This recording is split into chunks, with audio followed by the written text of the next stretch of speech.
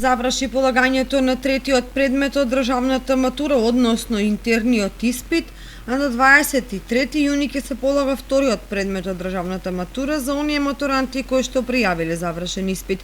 Во Средното општинско училиште Гоша Викентиев најмногу пријавени има за предметот бизнис, а помалку за предметите англиски и историја.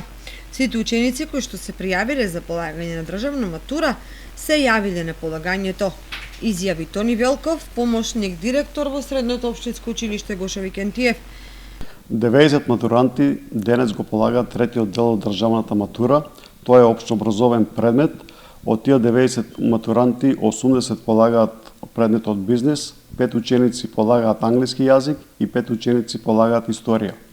Четвртиот дел од државната матура ќе се одржи на 23 јуни во 10 часот, а во истиот термин ќе се одржи и полагањето за завршниот испит. Самото полагање се одвива според предвидените протоколи, значи учениците ги почитуваат сите пропишани правила и нема никакви проблеми во одвивањето на самиот испит. Со полагањето на државната матура им се овозможува право на средношколците кои имаат интерес да продолжат со образованието покрај на домашните можат да се запишат и на некој од врвните универзитети во странство.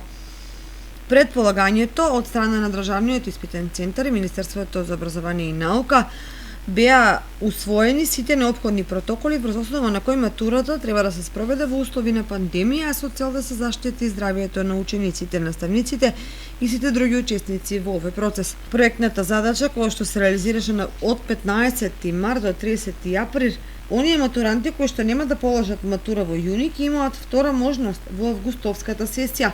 Термините се на 11 август за првиот и 13 август за вториот екстерен испит. Паралелно со ова, во текст се и уписите во средните училишта. Во Средното општинско училиште Гоша Викентиев досега за упис се пријавиле 135 ученика.